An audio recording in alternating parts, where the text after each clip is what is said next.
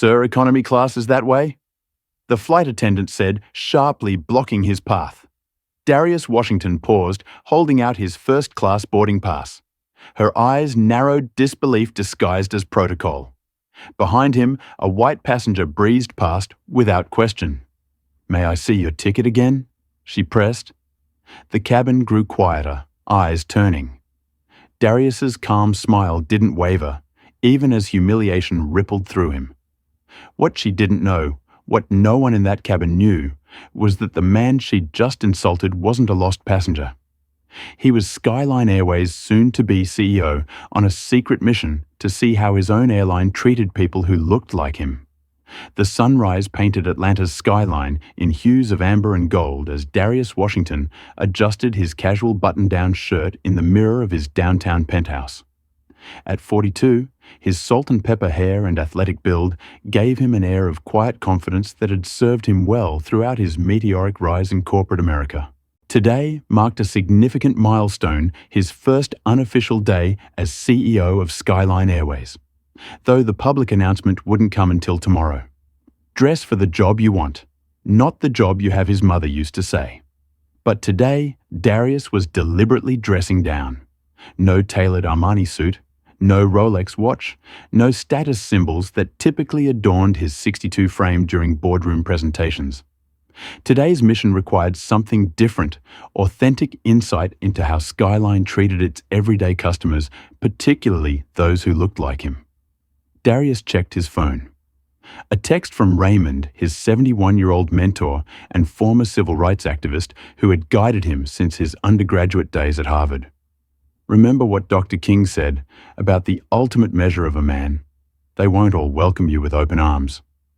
Darius smiled. Raymond never sugarcoated reality. As one of the few black CEOs in the transportation industry, Darius had faced every form of discrimination imaginable during his climb. From South Chicago's struggling neighborhoods to the highest echelons of corporate power, his journey flashed through his mind as he packed his carry-on, working 3 jobs to put himself through college. The professor who expressed surprise at his academic excellence. The countless times he'd been mistaken for support staff at executive functions. Each memory strengthened his resolve to transform Skyline Airways. The struggling airline had approached him secretly 6 months ago. Their financials were disastrous, their customer service ratings abysmal, and their corporate culture stuck in the 1980 seconds. The board had hired him for his reputation as a turnaround specialist who had saved 2 transportation companies from bankruptcy through innovative management and cultural overhauls. Darius zipped his bag and glanced at the framed photo on his nightstand. His mother in her postal worker uniform, smiling proudly at his business school graduation. She had raised him alone after his father's death, working double shifts to keep food on the table. His phone rang. "Speaking of Mom, good morning, superstar," came the warm, familiar voice. "Morning, Mom. Just getting ready for my reconnaissance mission. You still planning to fly incognito before your official start date?" "Absolutely. Can't fix problems I can't see. The board thinks I'm crazy, but I need to experience Skyline as a regular customer. Just be careful. Some folks get mighty uncomfortable when they see people like us in first class," she cautioned. "That's exactly what I need to know," Darius replied. "If there's systemic bias in customer service, I want to experience it firsthand. Can't address what the executive reports don't show. Always my little detective," she laughed. "Just remember your promise." "I know, Mom. Maintain my integrity no matter how high I climb. And remember that true leadership is about lifting others up, not just avoiding falling down." After hanging up, Darius reviewed his personal goals for Skyline Airways. One more time. Beyond the financial turnaround, he envisioned making it the industry's most inclusive airline, a place where employees and customers of all backgrounds felt valued. The transformation would be challenging, but if successful, it could become a case study in how diversity drives business success. With one final glance around his apartment, Darius grabbed his luggage and headed for the door. Today, he wasn't Darius Washington, the celebrated Harvard MBA, the turnaround specialist, or the soon-to-be CEO. Today, he was just another black man boarding a flight about to experience his own airline through an unfiltered lens. Little did he know that this one flight would become the catalyst for everything that followed. Atlanta International Airport buzzed with its usual frenetic energy as Darius wheeled his carry-on towards Skyline Airways check-in counters. He immediately noticed the first operational inefficiency. Only 3 of the 8 stations were staffed, despite the long queue snaking through the terminal. Passengers shifted impatiently from foot to foot, checking watches and sighing dramatically. Darius positioned himself in line, slipping his CEO observation mode into full gear. The elderly black couple ahead of him had been standing for nearly 20 minutes, the woman leaning heavily on her cane. Not a single Skyline employee had offered them a seat or suggested priority boarding assistance. "This is ridiculous," the man muttered to his wife. "We fly Delta next time." Darius discreetly tapped notes into his phone app. Priority services for elderly disabled inconsistently applied. Staff seems unaware of customer discomfort. When Darius finally reached the counter, the agent's welcoming smile faltered momentarily as she looked up from his ID. Her eyes darted between his face and his first-class ticket with poorly concealed surprise. "First class to Chicago?" she asked, her tone suggesting a question rather than a confirmation. "That's correct," Darius responded pleasantly. "And how did you acquire this ticket, sir?" The emphasis on acquire wasn't subtle. "I purchased it online." Like most passengers, he answered calmly, watching her reaction. The agent scrutinized his ID again. "I'll need to see the credit card used for this purchase." Behind him, Darius could hear another agent cheerfully checking in a white passenger. "We've gone ahead and upgraded you to first class, Mr. Peterson. Thanks for your loyalty to Skyline." Darius turned slightly, noting that the passenger's loyalty card appeared identical to the one he'd been using for years. Executive Platinum status, the airline's highest tier. After providing his credit card and watching the agent's reluctant validation of his ticket, Darius collected his boarding pass. "Any chance of an upgrade today?" he asked, knowing full well his status should automatically qualify him. "Nothing available," she responded curtly, already looking past him to the next customer. As he walked toward security, Darius continued documenting observations. Customer service wasn't just subpar. It appeared to vary dramatically based on who stood at the counter. Security brought its own theater of inequity. Despite his pre-check status, a TSA agent pulled Darius aside for random additional screening. As he stood with arms outstretched for the pat-down, he noticed 3 consecutive white pre-check passengers breezing through without secondary inspection. "Just procedure, sir," the agent said, noticing his observation. "Of course," Darius replied. Another note for his growing list. At the gate, Darius found a seat near a professional, black woman about his age who was typing rapidly on her laptop. When she paused to take a phone call, he overheard her mention a marketing presentation in Chicago. As boarding began, Darius noticed her gathering her belongings for first-class pre-boarding. They exchanged knowing glances when the gate agent scrutinized her boarding pass with the same suspicious intensity Darius had experienced earlier. Once through the jetway, Darius introduced himself. "Tough crowd today." She laughed, extending her hand. Alicia Bailey, marketing executive, flying to Chicago every other week and getting the 3rd degree every single time. Darius Washington, why keep flying Skyline with that kind of treatment? Hometown loyalty. Atlanta-based company Atlanta Girl, keep hoping they'll improve. She shrugged. Plus, their direct flight schedule works for my insane meeting calendar. What about you? Just checking out the competition, Darius answered truthfully, if incompletely, as they walked toward the aircraft. Alicia lowered her voice. Word of advice, document everything. I've filed 3 complaints about discriminatory treatment. Never heard back, but I keep records. Someday, someone who cares might actually listen. I certainly hope so, Darius replied, filing away this crucial customer insight. At the aircraft door, a flight attendant greeted white passengers with warm welcomes. But when Darius and Alicia approached her, smile tightened noticeably. No welcome aboard, or glad to have you flying with us. Just a cursory glance and a gesture toward the cabin. Boarding the plane, Darius couldn't help wondering if this was how executive platinum members experience Skyline. How did the airline treat its average customers tomorrow as CEO? These questions would become his responsibility to answer, and the answers already seemed disturbingly clear. Meredith Parker adjusted her perfectly pressed Skyline Airways uniform. As first-class passengers began boarding after 25 years as a flight attendant, she prided herself on maintaining standards, especially in first class. These premium customers paid good money for excellence, and Meredith considered herself the guardian of that exclusive experience. Remember, Tyler first-class service begins the moment they step on board. She instructed the 24-year-old trainee shadowing her today. These passengers expect perfection. Tyler Brooks nodded eagerly, his freshly issued uniform still stiff with newness. Got it. I reviewed the passenger manifest. Looks like we have a full cabin today. Meredith suppressed an eye roll. These young flight attendants were always so enthusiastic, but lacked her refined sense of who truly belonged in first class. In her view, standards had slipped considerably since Skyline started upgrading just anybody with status points.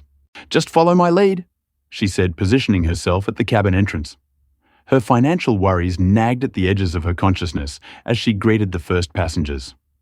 The divorce 3 years ago had decimated her savings, and younger flight attendants were getting promoted to international routes while she remained stuck on domestic. The airline claimed they wanted fresh perspectives in leadership positions, a thinly veiled excuse for sidelining experienced staff like herself.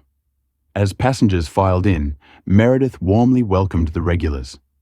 She recognized Mr. Greenfield, the investment banker who always ordered scotch before takeoff, Mrs. Tanner, who collected the amenity kits, and Kenneth Wilson, the pharmaceutical executive who frequently complimented Meredith's traditional service values. Then she spotted him, a black man in casual clothing, approaching first class. Meredith immediately assumed he'd made a wrong turn. "Economy class is that way, sir," she said, firmly pointing toward the rear of the aircraft. Darius paused, expression neutral. "I'm in first class. 2A.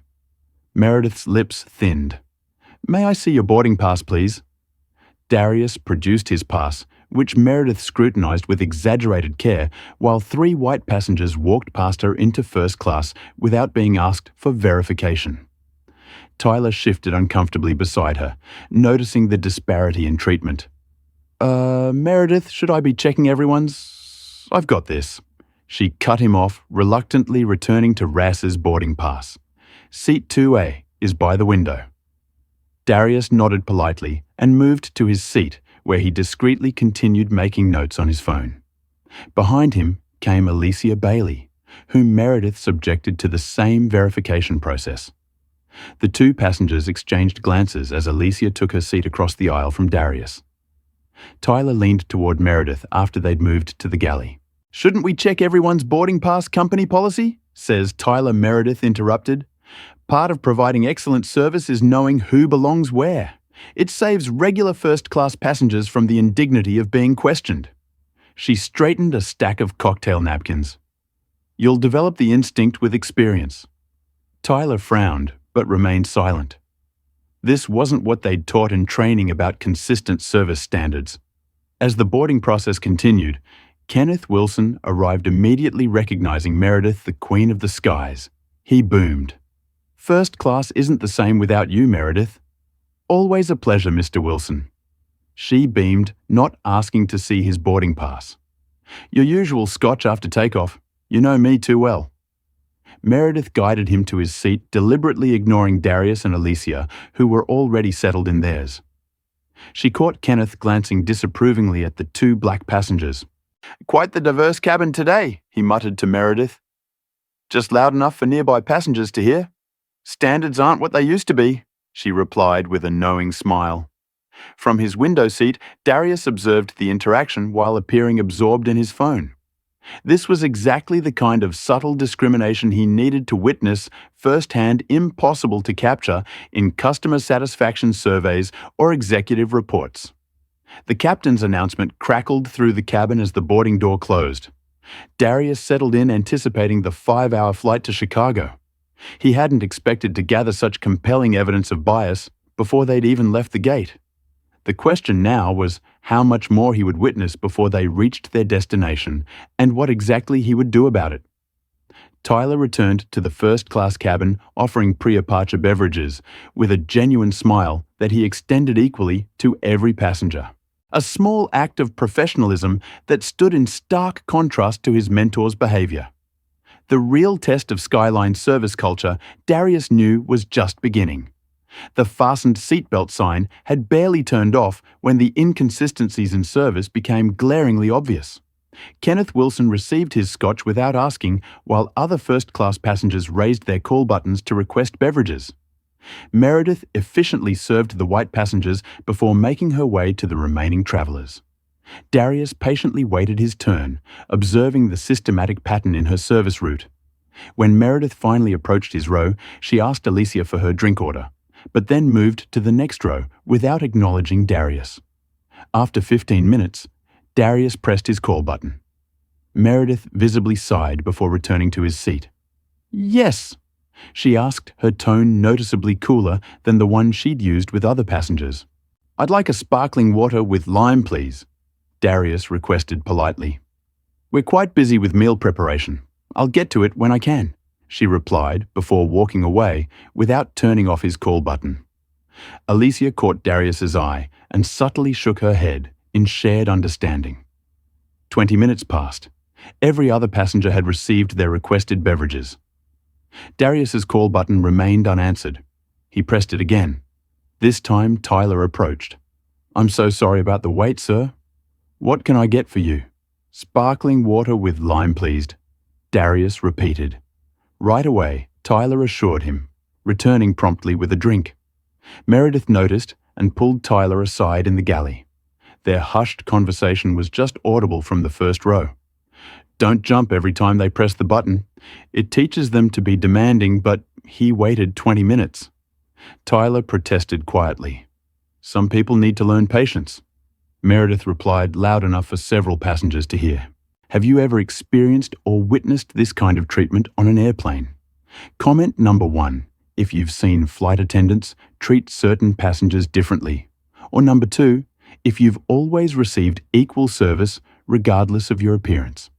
Don't forget to like this video and subscribe to see how this shocking situation unfolds.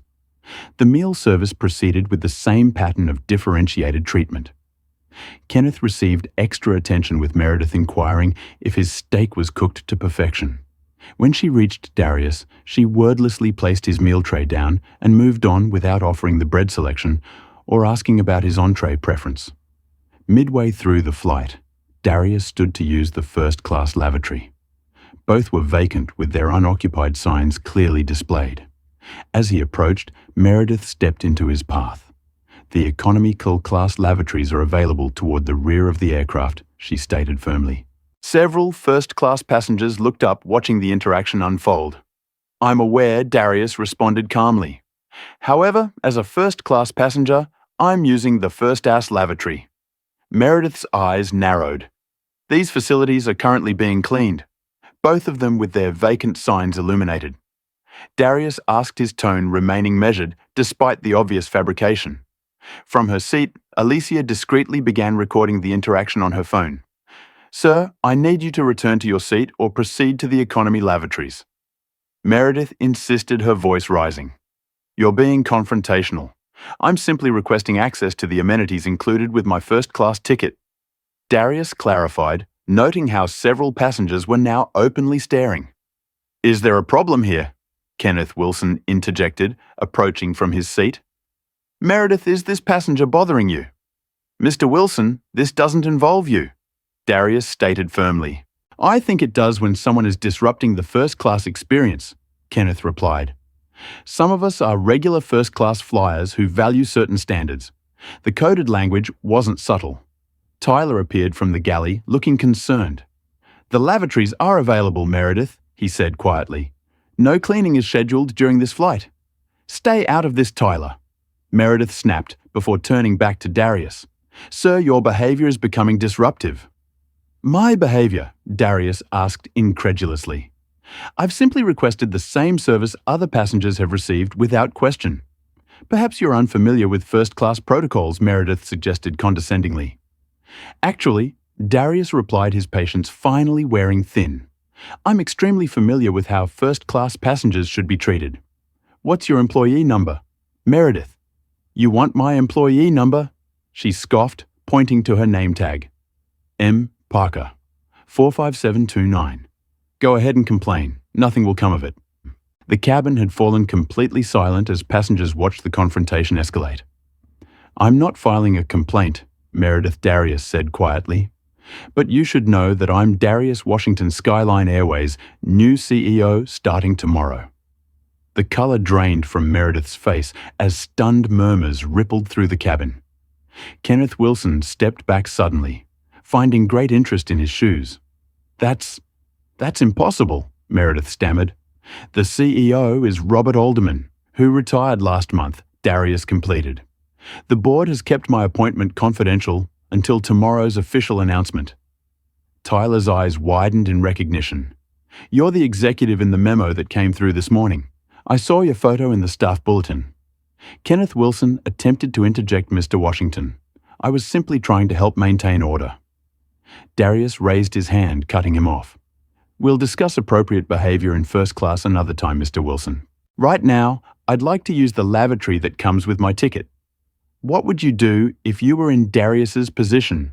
Would you immediately fire Meredith or take a different approach?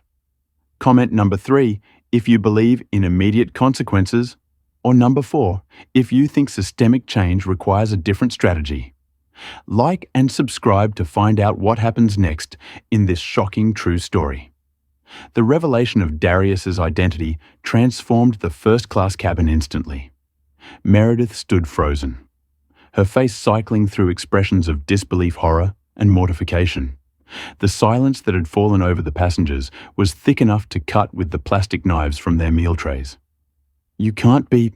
Meredith finally managed her voice barely above a whisper. I need to see some identification.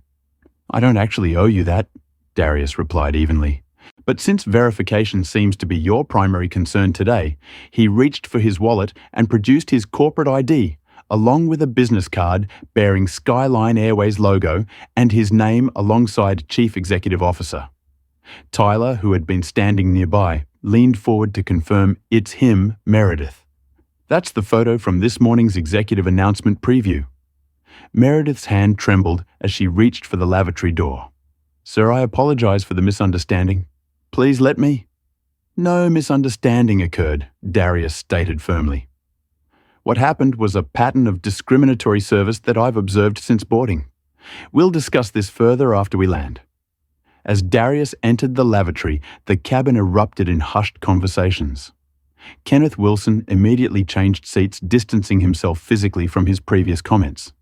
Several passengers who had witnessed the entire interaction began sharing details through text messages and social media. Alicia approached Darius when he returned to his seat. I got most of it, she said quietly, showing him the video recording on her phone. Not just for evidence, though. It certainly is that. This needs to be part of training about what not to do. I appreciate your foresight, Darius replied. Would you be willing to share that file with me? Absolutely. I've been documenting incidents like this for years, hoping someone in leadership would eventually care enough to address it. Meanwhile, Meredith had retreated to the galley, visibly shaking. My career is over, she whispered to Tyler. 2 years gone in one interaction. Despite her previous behavior toward him, Tyler offered her a cup of water. Take a deep breath. You need to compose yourself before speaking with him again. You don't understand, she hissed. I have bills, a mortgage. I can't lose this job. It was just a misunderstanding. I treat everyone the same way. Tyler shook his head slightly but remained supportive. Let's focus on providing excellent service for the remainder of the flight. That's all we can control right now. In the cockpit, the lead flight attendant had informed Captain James Roberts about the situation.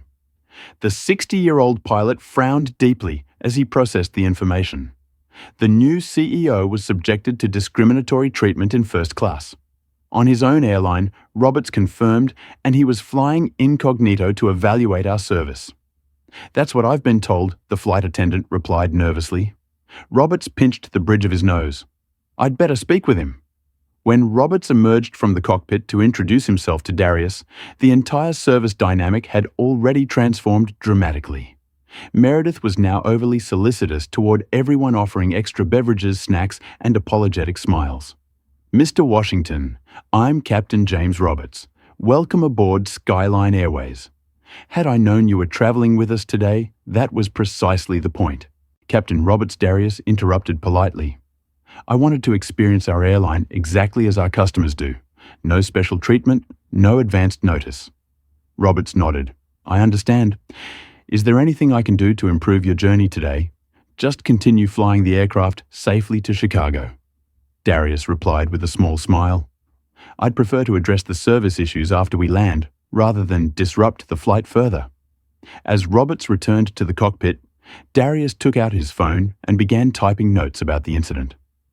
Rather than focusing on Meredith specifically, he documented the systemic issues that had allowed such behavior to become normalized. Lack of supervision, inconsistent service standards, absence of accountability for customer complaints, and the clear pattern of racial bias he'd observed. His phone vibrated with a text from Raymond. "How's the reconnaissance mission going?" Darius replied, revealing directly experienced discrimination in first class. "Flight attendant didn't know I'm the new CEO." Raymond's response came quickly. Classic. "What will you do about it?" "Still deciding. Initial impulse termination. But I'm wondering if that solves the actual problem. Wisdom, overreaction. Always remember what we discussed about systems versus symptoms." Darius glanced up to see Meredith nervously hovering nearby. Clearly uncertain about how to repair the damage, her body language conveyed panic about her job security. In the galley, Tyler was consoling her despite his obvious disagreement with her actions. "Just apologize sincerely. Show that you understand what happened was wrong." "But I didn't mean anything by it," she insisted tearfully. "I was just following my instincts about who looks like they belong in first class." "That's exactly the problem," Tyler replied quietly. Throughout the cabin, passengers had taken sides. Some whispered support for Meredith, claiming she was just doing her job, and that political correctness has gone too far. Others expressed outrage at the treatment they'd witnessed, with several mentioning their intention to share the story on social media. As the flight continued towards Chicago, Darius recognized that this incident represented both a crisis and an opportunity. How he handled this single interaction would set the tone for his entire tenure as CEO. It would reveal his leadership philosophy to every employee, customer, and shareholder watching. The easy path would be punitive action against one flight attendant. The harder, more meaningful approach would require addressing the cultural issues that had allowed such behavior to become acceptable in the first place. Darius closed his eyes briefly, thinking of his mother's words about true leadership. By the time the captain announced their initial descent into Chicago, he had formulated a plan that went far beyond the fate of one flight attendant. The wheels touched down at Chicago O'Hare with a squeal of rubber tarmac. As passengers gathered their belongings, the usual rush to deplane was tempered by lingering tension in the first-class cabin. Meredith stood rigidly by the exit, avoiding eye contact as passengers filed past. "Mr. Washington," she said quietly when Darius approached. "May I speak with you privately after deplaning?" "Captain Roberts, you and I will meet at the gate," Darius confirmed. "Please ask the Chicago station manager to join us as well." Word had spread quickly through Skyline's communication channels. As Darius stepped into the jet bridge, he spotted a woman in a crisp corporate uniform waiting anxiously at the gate. Victoria Lewis, Skyline's regional director for Midwest operations, had been summoned urgently from her office after being informed that the incoming CEO had experienced discriminatory treatment on board. "Mr. Washington," she called, extending her hand with a too bright smile. "Victoria Lewis, I cannot express how mortified we are about your experience today. I've already arranged a private lounge for your meeting, and HR is standing by for immediate termination proceedings." "Let's not get ahead of ourselves, Miss Lewis," Darius replied, shaking her hand firmly. "I'd like to hear from everyone involved before making any decisions." In the premium lounge, Captain Roberts and Meredith waited uncomfortably. Tyler had been asked to attend as well, standing nervously by the window. The young flight attendant had spent the final hour of the flight quietly apologizing to Alicia and other passengers for not intervening sooner. Once the door closed, Meredith immediately launched into her defense. "Mr. Washington, I want to sincerely apologize for any misunderstanding." She began, tears welling in her eyes. "It was never my intention to discriminate. I've been having a difficult time personally since my divorce 3 years ago, and the financial strain has been enormous. I sometimes get overwhelmed on busy flights." Miss Parker Darius interrupted gently. "I understand you're under personal pressure. Many of our employees are. However, I need to be clear. What happened today wasn't a misunderstanding. It was a pattern of discriminatory behavior that affected multiple passengers, not just me." Victoria Lewis interjected. "Sir, I've already pulled Miss Parker's personnel file. There have been 7 formal complaints about similar treatment of minority passengers over the past 18 months. All were dismissed due to lack of corroborating evidence." Meredith polled. "Those situations were completely different. Passengers sometimes play the race card when they don't get exactly what they want." Captain Roberts winced at her choice of words. "Meredith, that's not helping your case." Darius observed her carefully. "Miss Parker, how long have you worked for Skyline Airways? 25 years this October?" She replied, straightening slightly with pride despite her distress. "And in those 25 years, has anyone in management ever directly addressed concerns about differential treatment of passengers based on race?" Meredith hesitated. "There was mandatory diversity training 3 years ago, a 1-day workshop, which everyone treated as a joke," Tyler added quietly. "People slept through the videos or did crossword puzzles. There were no follow-ups or accountability measures." Victoria Lewis shifted uncomfortably. "I can assure you that Skyline takes these matters very seriously, Mr. Washington. We have a zero-tolerance policy for discrimination. A policy without enforcement isn't policy, Miss Lewis." "It's public relations," Darius replied. "From what I've witnessed today and what I'm hearing now, Skyline has created conditions where discriminatory behavior is tacitly accepted and complaints are systematically dismissed." "What are you saying, Sir?" Captain Roberts asked. "I'm saying that firing Miss Parker might feel satisfying in the moment, but it won't solve the underlying problem." Darius turned to Meredith. "That said, your behavior today was completely unacceptable and cannot go unrest." Meredith nodded miserably, clearly expecting termination. "Miss Lewis, I need complete files on every discrimination complaint filed against Skyline in the past 5 years, not just the summaries. I want interview transcripts, investigation notes, and resolution documents. I want to know who conducted the investigations and what criteria were used to dismiss complaints." That will take some time to compile?" Victoria stammered. "You have until tomorrow morning," Darius stated firmly. "As for you, Miss Parker, you're suspended with pay pending completion of a comprehensive retraining program." "I'm not fired?" Meredith asked incredulously. "Whether you remain with Skyline will depend on your willingness to acknowledge the harm your behavior has caused and your commitment to growth. Starting next week, you'll participate in an intensive inclusion training program and perform community service hours with organizations serving diverse populations." "Community service?" Meredith repeated, confused. "Yes. If you want to keep your job, you need to develop genuine understanding of the communities you've shown bias against. This isn't punishment. It's education. You'll work with our HR team to develop a personal improvement plan with measurable benchmarks." Captain Roberts nodded slowly, impressed by the approach. Darius continued, "I'm meeting with our legal and HR teams tomorrow morning. By the end of the week, we'll have implemented a new system for handling discrimination complaints that doesn't put the burden of proof entirely on customers." As the meeting concluded, there was a knock at the door. Alicia Bailey stood outside, holding her phone. "Mr. Washington, I wanted to make sure you received the video documentation before I left." "Miss Bailey, please come in," Darius invited. "In fact, I'd like to propose something. Would you be interested in helping Skyline Airways transform its approach to customer experience?" Alicia raised an eyebrow. "In what capacity? As a special advisor?" Your marketing background combined with your experiences as a frequent flyer gives you unique insight. Plus, he added with a slight smile, anyone who documents discriminatory treatment in hopes of creating systemic change clearly cares about improving conditions, not just complaining about them. That's not what I expected when I boarded this flight this morning, Alicia replied thoughtfully. Neither did I, Darius acknowledged. But transformative change rarely happens according to schedule. Sometimes it takes a catalyzing incident to accelerate necessary evolution. As Victoria escorted Meredith out to process her suspension paperwork, Darius turned to Tyler. You tried to do the right thing today, even when it was difficult. That's exactly the kind of moral courage Skyline needs going forward. The young flight attendant straightened. Thank you, sir. I just wish I'd spoken up sooner. We all do, Darius replied. But what matters now is where we go from here.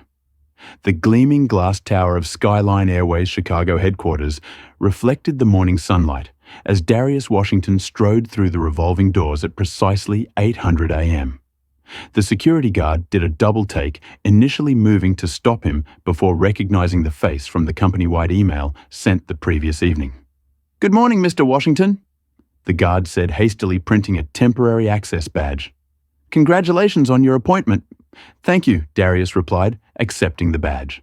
Looking forward to working with everyone here. The executive floor buzzed with nervous energy. Administrative assistants whispered behind cupped hands, and middle managers straightened their posture as Darius passed. News of yesterday's incident had spread through the company like wildfire, with versions ranging from relatively accurate to wildly exaggerated. Darius's executive assistant Miranda Chen waited by his office door. Good morning, sir. The board and executive leadership team are assembled in the main conference room as requested. Miss Lewis delivered the discrimination complaint files at 6:30 this morning. They're organized on your desk. Thank you, Miranda. Please have HR Director Johnson and Legal Counsel Rivera meet me in 5 minutes to review before the main meeting. Inside his office, Darius found 5 thick binders labeled by year. A quick scan confirmed his suspicions. Hundreds of discrimination complaints had been filed with less than 2% resulting in any corrective action. Most were dismissed for insufficient evidence or subjective interpretation. Tamara Johnson, the 45-year-old HR director and one of the few black executives at Skyline, arrived promptly with Miguel Rivera, the company's chief legal counsel. These numbers are disturbing, Darius began without preamble. How has this pattern continued for so long without raising red flags? Tamara sighed heavily. I've been raising those flags for 3 years, Mr. Washington. My quarterly reports consistently highlight discrimination patterns, but they've been deemed statistically insignificant by previous leadership. And from a legal standpoint, Darius asked, turning to Miguel. We've settled 17 discrimination lawsuits in the past 5 years, Miguel admitted, all with non-disclosure agreements. The previous administration viewed it as a cost of doing business rather than a fundamental problem to solve. Armed with this context, Darius entered the main conference room where 20 executives waited anxiously. Several faces he recognized from research. Others were new. The mixture of expressions ranged from openly welcoming to barely disguised hostility. Good morning, Darius began setting his materials on the table. I had planned a different introduction for my first day, but circumstances have necessitated a change in approach.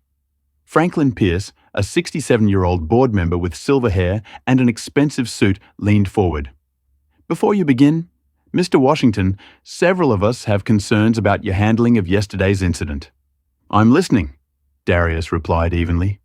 Frankly, it seems you orchestrated a situation to embarrass the company flying incognito, provoking a confrontation with a veteran employee, then using your position to push a personal agenda. Pierce's tone was accusatory. Some might call it entrapment. Several executives nodded in agreement while others looked uncomfortable. Mr. Pierce, I boarded that flight as a regular passenger to experience our service firsthand. Darius replied calmly. I didn't provoke anything. I simply requested the same treatment afforded to white passengers. Playing the race card already, Pierce scoffed. Franklin Tamara Johnson interjected sharply. It's all right, Miss Johnson. Darius said. Mr. Pierce's comment actually perfectly illustrates our core problem. He opened his laptop and projected a series of charts onto the screen. These are discrimination complaints filed against Skyline Airways over the past 5 years, categorized by type resolution and demographic data. The room fell silent as executives absorbed the stark visual representation of the problem. This isn't about a single flight attendant having a bad day, Darius continued. It's about a systemic failure to maintain consistent service standards across all passenger demographics. It's about a complaint system that dismisses legitimate concerns. And ultimately, it's about a corporate culture that views discrimination as a PR problem rather than a fundamental business failure. Gregory Bennett, the 55-year-old chief operating officer, cleared his throat. With all due respect, Mr. Washington, our priority needs to be our financial turnaround. We're hemorrhaging money. These social issues, while important, are secondary to our survival. That perspective is precisely why Skyline is failing. Darius countered, our customer satisfaction scores are abysmal across all demographics, but particularly among minorities who make up an increasing percentage of business travelers. This isn't a social issue. It's a business imperative. He projected a new slide showing competing airlines' diversity metrics alongside their profitability charts. Our competitors with strong inclusion metrics outperform us in every financial category. This isn't coincidence. Today's consumers expect more than transportation. They demand dignity. Tamara Johnson nodded emphatically. I've been presenting this data for years. Diverse customers are the fastest growing market segment in premium air travel. Franklin Pierce waved dismissively. So you're suggesting we prioritize catering to minority customers over maintaining the standards our traditional clientele expects? I'm stating that maintaining different standards for different customers based on race isn't just morally wrong, it's financially suicidal, Darius replied. He outlined his comprehensive transformation plan, mandatory bias training, with real accountability revised service protocols, new hiring practices focused on diversity, and a complete overhaul of the complaint investigation process. Additionally, he announced, I've appointed Alicia Bailey as Special Advisor for Inclusive Customer Experience. She'll be conducting independent service evaluations and helping redesign our training programs.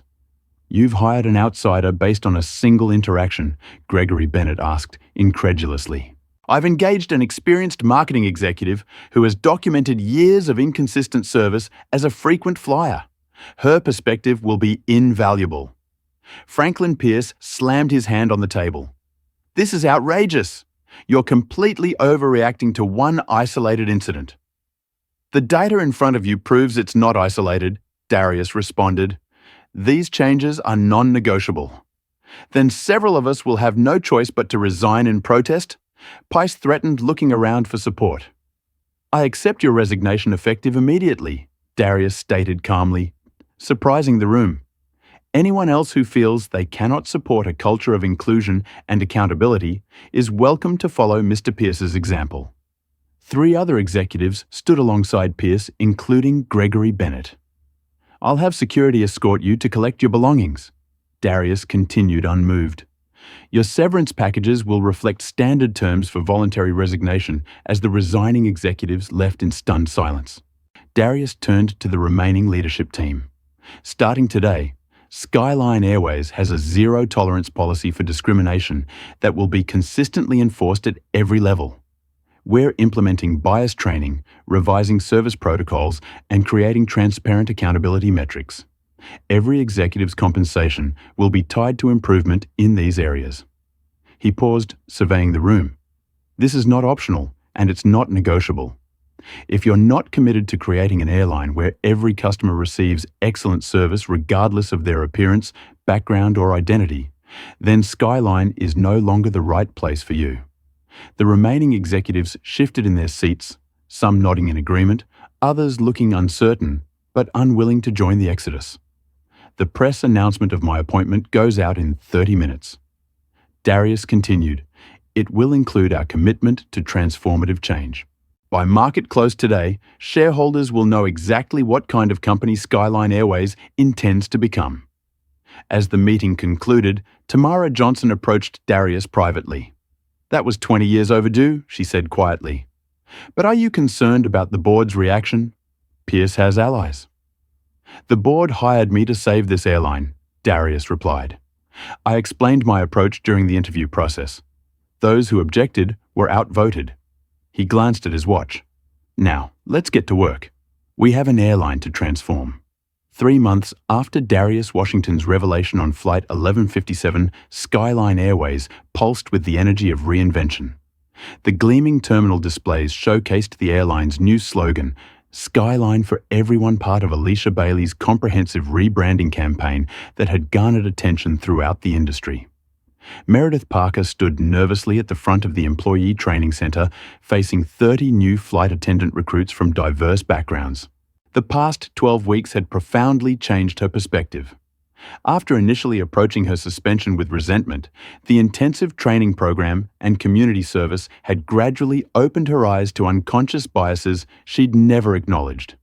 "When I began my career with Skyline customer service meant something different," she explained to the attentive trainees. "We focused on rigid procedures rather than human connection. Worse, I developed assumptions about who belonged in premium cabins based on appearance." She paused, emotion briefly overcoming her. "Those assumptions cost me my dignity and nearly my career. More importantly, they caused real harm to countless passengers who deserved better." Tyler Brooks, now promoted to Diversity Ambassador within the Flight Crew Training Program, nodded encouragingly from the back of the room. Their relationship had evolved from antagonistic to genuinely collaborative. As Meredith embraced change rather than resisting it across the company, similar transformations were unfolding. Customer satisfaction scores had initially dipped during the transitional period, but had rebounded dramatically across all demographic groups. For the first time in 5 years, Skyline's Net Promoter Score among minority passengers had reached parity with its overall average. In the executive boardroom, Darius reviewed quarterly performance metrics with his leadership team. Many faces now knew following the departures after his first day. "Our on-time performance has improved 8%, reported the new COO Gabriela Morales. Complaint rates are down 23% overall and 47% regarding discriminatory treatment." Tamara Johnson, recently promoted to Executive Vice President of Employee Experience, smiled. "Our blind resume review process has increased diversity in hiring by 34% without lowering qualification standards. In fact, our new hires have higher average education levels than previous cohorts." Not all news was positive. The stock price had initially plummeted 11% following announcements of Darius's transformation plans. Several major institutional investors had expressed concern about the distraction from core business fundamentals. However, over the subsequent weeks, as operational improvements became evident and positive press coverage mounted, the share price had not only recovered, but gained an additional 7%. Industry analysts who had initially criticized the approach were beginning to acknowledge its business logic. Southwest Airlines called yesterday. Alicia Bailey reported, "They're interested in learning more about our inclusive service training program. Apparently, our improved metrics have caught their attention." Even more surprising were the emails arriving from executives who had resigned in protest. 3 had requested meetings to discuss possible returns to the company, including Gregory Bennett, the former COO. Gregory called again this morning. Miranda informed Darius after the meeting. "He says he's reconsidered his position and believes he could add value to the transformation process." "Schedule 30 minutes next week," Darius replied. "But be clear that returning would require a genuine commitment to our new values, not just lip service." The most unexpected development came when Kenneth Wilson, the pharmaceutical executive who had supported Meredith's discriminatory behavior on the fateful flight, requested a meeting with Darius. "I've been doing some soul-searching," Kenneth admitted as they sat in Darius's office. "My behavior that day reflected attitudes I've never really examined. My company is now implementing diversity training based on Skyline's model." Darius nodded appreciatively. "That's the goal of this transformation. Not just changing policies, but changing mindsets throughout the airline." The ripple effects continued. Flight crews reported increased job satisfaction as rigid hierarchies gave way to more collaborative approaches. Operational innovations suggested by previously ignored employee groups led to efficiency improvements that reduced costs while enhancing service quality. Darius maintained his practice of flying incognito on random routes, though now the purpose was monitoring progress, rather than uncovering problems. On a recent flight, he had witnessed a young black woman being automatically offered an upgrade due to her status level. A small but significant sign that systemic change was taking hold. At Meredith's request, she had been assigned to work with community organizations in underserved areas, developing aviation career programs for minority youth. What had begun as an obligation had transformed into genuine passion as she connected with young people whose perspectives she had never previously considered. "They've changed me more than I've helped them," she confessed to Darius during their monthly check-in. "I never understood how exhausting it is to constantly feel judged based on appearance rather than character." 6 months into the transformation, Business Week featured Skyline Airways on its cover with the headline, "The Inclusion Revolution: How Confronting Bias Saved an Airline." The article detailed the financial turnaround that had accompanied the cultural transformation, with analysts now projecting Skyline's first profitable year in half a decade. Raymond, Darius's longtime mentor, called after seeing the magazine at his doctor's office. "Not bad for 6 months' work," the older man chuckled. "Your mother must be bursting with pride. So she's more impressed that flight attendants no longer follow black passengers to verify their first-class seats." Darius replied with a laugh. "The best changes are the ones passengers never notice." Raymond agreed. "When equal treatment becomes so normal, it's invisible. That's real progress." As the transformation continued, Skyline became a case study at business schools nationwide. What had begun as a crisis, a discriminatory interaction captured on video, had catalyzed a comprehensive reimagining of what an airline could be and whom it should serve. The true test, Darius often reminded his leadership team, isn't what happens when everyone's watching. It's what happens on ordinary Tuesday afternoons when no one thinks the CEO might be on board. Increasingly, those ordinary Tuesday afternoons showcased exactly the kind of consistent, respectful service that Darius had envisioned from his first day. Not as a special initiative, but as simply the way Skyline Airways did business. The ballroom of Chicago's Grand Meridian Hotel sparkled with blue and silver decorations. Skyline Airways corporate colors elegantly displayed throughout the space. Employees from across the company mingled with industry leaders, investors, and media representatives gathered to commemorate Darius Washington's first year as CEO. What had begun as a routine ceremony had evolved into a celebration of the most remarkable turnaround in aviation history. Skyline's stock price had increased 62% from its pre-transformation low. Customer satisfaction scores ranked second industry-wide, up from 17th a year earlier. Employee retention had improved by 40%, saving millions in training costs. Behind the podium, a large screen displayed before and after metrics alongside testimonials from customers and employees. The centerpiece was a quote from Aviation Business Monthly. "Washington's insistence that inclusion drives profitability has transformed not just one airline, but challenged fundamental assumptions throughout the industry." Darius surveyed the room from a quiet corner, observing the diverse gathering with satisfaction.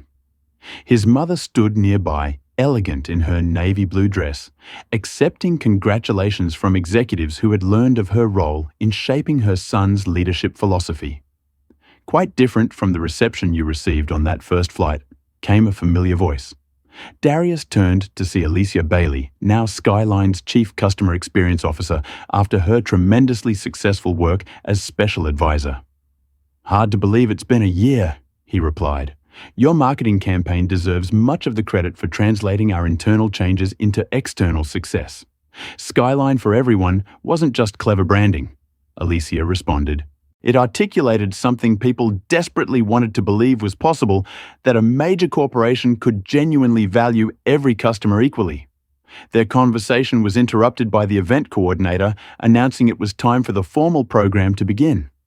As Darius moved toward the stage, he passed Meredith Parker, who now headed Skyline's Senior Flight Attendant Diversity Initiative.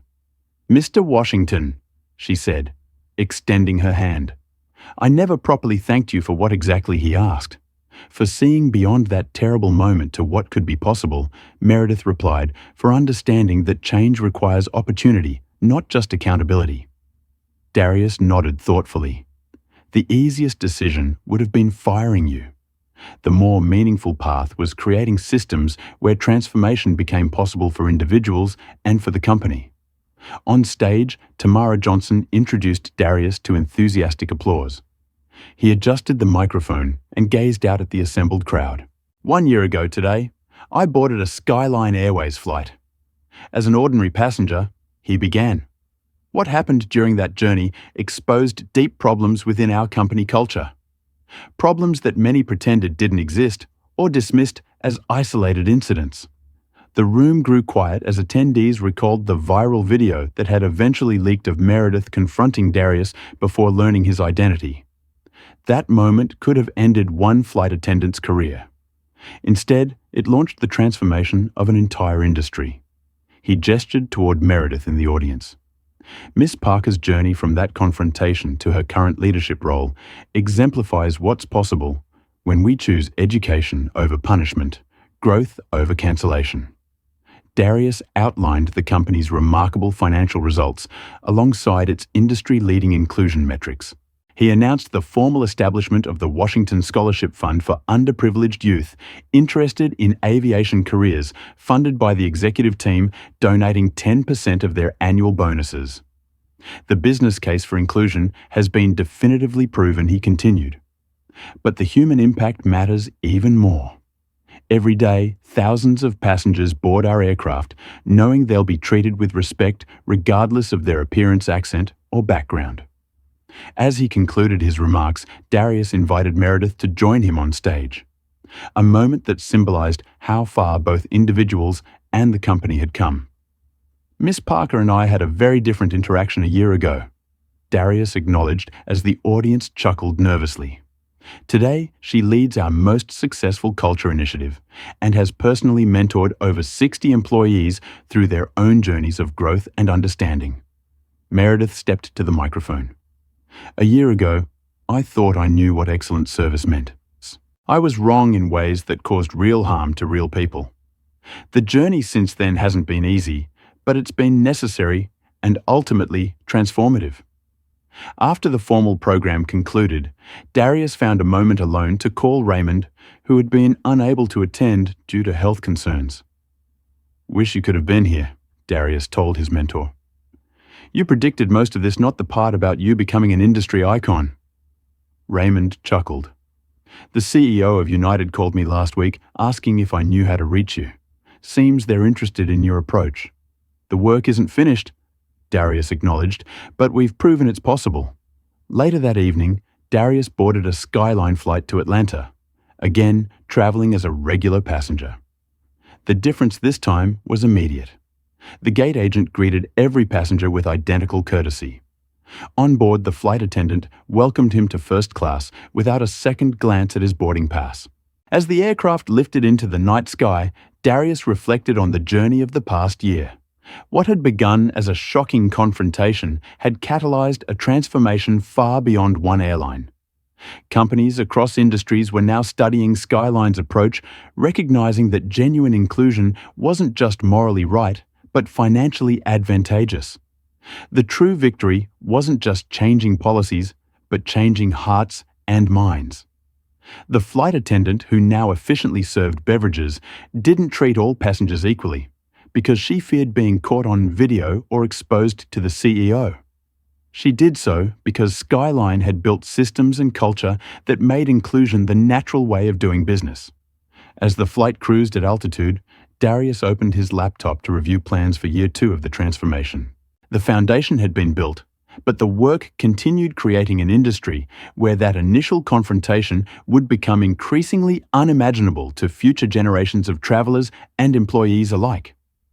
This powerful story teaches us that true change requires addressing systems rather than just punishing individuals. Darius demonstrated exceptional leadership by recognizing that firing Meredith would have been easy but ineffective at solving the underlying issues. Instead, he implemented comprehensive cultural transformation while giving people opportunities to grow. The story highlights how racial bias often operates beneath conscious awareness, requiring education rather than just punishment. Meredith's journey from discrimination to understanding shows that meaningful change is possible when people are given structured opportunities to confront their biases. Importantly, the narrative demonstrates that inclusion isn't just morally right, but financially advantageous. By creating an environment where all customers received equal treatment, Skyline Airways achieved remarkable business success. This challenges the false dichotomy between profitability and ethical practices. Finally, we learn that courageous confrontation, when handled with wisdom rather than vengeance, can transform entire systems. Darius could have responded with righteous anger, but instead chose strategic change that lifted everyone involved. What biases might we all be carrying unconsciously? Have you witnessed discrimination and spoken up? Share your experiences in the comments below and let us know how you would have handled this situation if you were in Darius's position. Don't forget to like, subscribe, and share this video with someone who might benefit from this powerful lesson about confronting racism and creating positive change. Thank you for watching, and may we all find the courage to stand up for equal treatment in our daily lives.